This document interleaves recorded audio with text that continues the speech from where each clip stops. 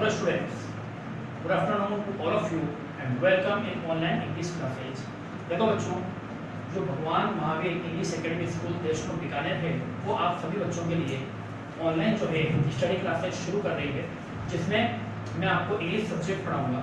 तो English subject में हम जो है आज थर्ड और फोर्थ क्लास में टॉपिक लिया है प्रोनाउन, जो कि पार्ट ऑफ स्पीच का भाग है। आपने जो आपकी प्रीवियस क्लासेस थी उसमें पार्ट ऑफ स्पीच के बारे में पढ़ा था कि जो पार्ट ऑफ स्पीच है हर एक वर्ड को जो है अलग अलग जो है पार्ट ऑफ स्पीच में बांटा गया है। जैसे कुछ नाउन होती है, कुछ प्रोनाउन है, कुछ एडजेक्टिव है, एडवर्ब है। तो वन बाय वन अपन सबका जो है डिस्कशन करेंगे।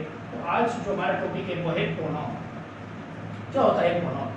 देखो, pronoun is a word that is used instead of a noun. कहने का मतलब है जो प्रोनाउन है उसे आप नाउन की जगह पे यूज कर सकते हैं। जैसे एग्जांपल देखो, Rohit bought a story book. Rohit ने एक स्टोरी बुक खरीदी। अगर मैं इसी सेंटेंस को वापस से कहना चाहूँ लेकिन मैं जो रोहित है उसे रिप्लेस करूँ तो मैं कहूँगा he bought a story book. उसने एक स्टोरी बुक खरीदी। तो जो आपने ही यूज किया है रोहित के जगह पर, इंस्टेड ऑफ रोहित जो आपने ही यूज किया है वो क्या है? आपका प्रोनाउन है। तो ही जो है वो यहाँ पर क्या है? प्रोनाउन है। ठीक है, एक और एग्जांपल देखो, चिल्ड्रन आर प्लेइंग फुटबॉल। यहाँ पर जो चिल्ड्रन है वो नाउन है। अगर चिल्ड्रन को हमें रिप्लेस करना है तो मैंने उसकी जगह जो दे यूज किया है इंस्टेड ऑफ नाउन, यानी कि instead of children I use here they. जो दे है वो यहाँ पर क्या है? प्रोनाउन है। They are playing football. बच्चे फुटबॉल खेल रहे हैं, वे फुटबॉल खेल रहे हैं। तो यहाँ पर जो दे है वो क्या है? आपका प्रोनाउन है। तो स्टूडेंट आप समझे होंगे कि जो नाउन है उसको रिप्लेस करने के लिए हमने जिस वर्ड को लिखा है उसी को क्या कहते हैं? प्रोनाउन कहते हैं। अब हम पढ़ेंगे टाइप्स ऑफ प्रोनाउन, यानी प्रोनाउन कितने प्रकार के होते हैं, किन किन जगह पे जो है प्रोनाउंस को रखा जा सकता है। सबसे पहले फर्स्ट होता है personal pronoun. The pronoun used in place of a person, animal और thing are called personal pronoun. कहने का मतलब है किसी व्यक्ति के स्थान पर, किसी जानवर के स्थान पर, किसी वस्तु के स्थान पर जब आप प्रोनाउन यूज करते हो तो वो आपके पर्सनल प्रोनाउन होते हैं। अब इन्हें भी आगे जो है तीन अलग अलग जो है पार्ट्स में बांटा गया है। फर्स्ट है फर्स्ट पर्सन। क्या होता है बच्चों first person? When the speaker speaks about himself और हिज ग्रुप। कहने का मतलब है जब मान लीजिए स्पीकर मैं हूँ, यानी बोलने वाला मैं हूँ, अगर मैं अपने बारे में या फिर मेरे इस ग्रुप के बारे में, चाहे जिसमें कोई भी शामिल हो, तो जब मैं अपने या अपने ग्रुप की बात करूंगा तो मैं हमेशा फर्स्ट पर्सन प्रोनाउन की बात करूंगा। तो आई यानी मैं, वी यानी हमारा जो ग्रुप है हम, मी मुझे, अस हमें, माय मेरा, और हमारा। यानी कहने का मतलब है चाहे मैं मेरे लिए बात करूं चाहे मेरे ग्रुप की बात करूं तो मैं फर्स्ट पर्सन प्रोनाउन को यूज करूंगा। एग्जांपल देखते हैं, I am teaching you English. अब देखो मैं आपको क्या कर रहा हूँ? इंग्लिश पढ़ा रहा हूँ। तो स्पीकर मैं हूँ और मैं ये बात कर रहा हूँ I am teaching you English, यानी कि मैं खुद जो है आपको इंग्लिश पढ़ा रहा हूँ। तो यहाँ पर जो आई है वो किसके लिए यूज हुआ है या किसको रिप्रेजेंट कर रहा है? मुझे रिप्रेजेंट कर रहा है, स्पीकर को बता रहा है। I am doing my work. अब इसी तरीके से यहाँ पर जो माय है और आई है वो किसके लिए आया है? मेरे लिए आया है कि मैं अपना काम कर रहा हूँ। तो स्पीकर यानी कहने वाला भी मैं हूँ और वो जो बात की जा रही है किसके बारे में कही जा रही है? मेरे बारे में ही बात कही जा रही है। We are learning English. हम इंग्लिश सीख रहे हैं। अब मैं अपने अलावा अपने जो ग्रुप है, मान लीजिए मैं आपको और सबको लेकर बात करता हूँ कि हम सब क्या कर रहे हैं? अभी इंग्लिश पढ़ रहे हैं। तो मैं कहूँगा वी आर लर्निंग इंग्लिश, यानी मैं भी हूँ उसमें और आप सब भी उसके अंदर शामिल हैं। ठीक है, तो वी आर लर्निंग इंग्लिश। तो ये क्या है? फर्स्ट पर्सन प्रोनाउन है। अब आगे बढ़ते हैं नेक्स्ट सेकंड पर्सन प्रोनाउन की तरफ। सेकंड पर्सन प्रोनाउन क्या है? देखो, when the speaker speaks about the person he is speaking to. कहने का मतलब है यानी कि जिस व्यक्ति से मैं बात कर रहा हूँ, अगर मैं उसकी बात करूँ, जैसे मान लीजिए अगर कोई व्यक्ति मेरे सामने और गाना गा रहा है तो मैं उसको कहूँगा you are singing a song, यानी तुम गाना गा रहे हो। तो यानी कि सुनने वाला व्यक्ति, ये कहूँ मैं जिस व्यक्ति से बात कर रहा हूँ मैं उसके बारे में ही क्या कर रहा हूँ? टॉकिंग कर रहा हूँ, बोल रहा हूँ। तो वहाँ पर मैं क्या लगाऊंगा? सेकंड पर्सन लगाऊंगा, जो कि क्या होता है हमारा? You, your, you. यानी कि स्पीकर के सामने वाला जो व्यक्ति है जिससे वो बात करता है वो कौन होता है?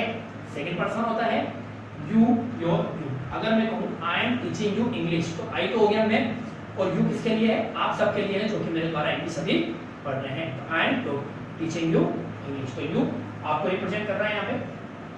अब एग्जांपल देखो, यू आर रीडिंग बुक, आप किताब पढ़ रहे हो या तुम किताब पढ़ रहे हो, इसका मतलब मैं अपने बारे में नहीं बल्कि उस व्यक्ति से बोल रहा हूँ जो कि मेरे सामने है, जिससे मैं बात कर रहा हूँ। Raju is your friend. अब मैं किसी व्यक्ति से कह रहा हूँ कि आपका जो दोस्त है उसका नाम क्या है? राजू है। तो योर जो है वो किसके लिए आया है? उस व्यक्ति के लिए आया है जिससे मैं बात कर रहा हूँ। ठीक है, तो नेक्स्ट जो है हमारा पर्सनल प्रोनाउन के अंदर थर्ड है third person pronoun. Third person pronoun क्या होता है? देखो, when the speaker speaks about person और थिंग नॉट प्रेजेंट देयर, यानी कि अपन उस व्यक्ति या उस वस्तु के बारे में बात करें जो कि उस समय वहां पर प्रेजेंट नहीं है। जैसे आप और मैं जो है इंग्लिश क्लासेज भी पढ़ रहे हैं, लेकिन मैं किसी ऐसे व्यक्ति की बात करूं जो कि अभी हमारे सामने नहीं है और मैं उसके लिए कहूं कि वह तो खेल रहा है, वह तो सो रहा है। जैसे मैं कहूं ही इज स्लीपिंग, वह सो रहा है, तो वो ना तो मैं हूं यानी स्पीकर हूं और ना ही आप यानी कि मुझे सुनने वाले जिससे मैं भी बात कर रहा हूं वो है। तो बात आई समझ में, यानी कि जो व्यक्ति बात करते समय हमारे सामने प्रेजेंट नहीं हो, हम उसके बारे में बात करते हैं तो हमेशा क्या लगाएंगे? थर्ड पर्सन लगाएंगे। अब थर्ड पर्सन देखो क्या क्या होता है बच्चों, ही, जब आप किसी ऐसे व्यक्ति की बात करते हैं जो कि सिंगल है और क्या है? मेल पर्सन है। ठीक है, सिंगल यानी सिंगुलर होना जरूरी है एंड मेल पर्सन होना जरूरी है। शी सिंगुलर होना जरूरी है और फीमेल पर्सन होना जरूरी है। इट, ये भी सिंगुलर होना जरूरी है लेकिन ना तो मेल होगा ना फीमेल होगा, क्योंकि न्यूट्रल थिंग्स यानी निर्जीव जो वस्तुएं होती है उसके लिए अपन क्या करते हैं? इट को यूज करते हैं, या फिर कई बार एनिमल्स के लिए भी अपन क्या लगाते हैं? इट लगाते हैं। अब ये जो है उसी के लिए ही जाता है और हिम आता है।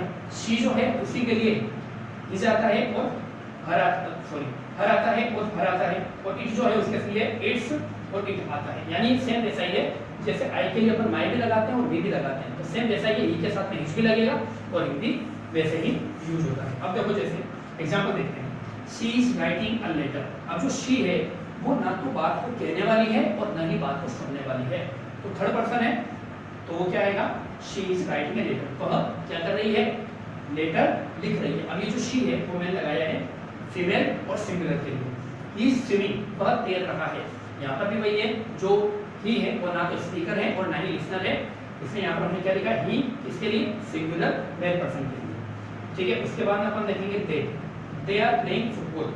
जब एक से ज्यादा व्यक्ति हैं, चाहे वो फीमेल हो चाहे वो मेल हो, चाहे आदमी हो चाहे औरत हो, एक से ज्यादा होने पर अपन क्या लगाते हैं? हमेशा दे। ठीक है, तो दे आर प्लेइंग फुटबॉल, वे फुटबॉल खेल रहे हैं। इट इज माई पेन, यह मेरा पेन है।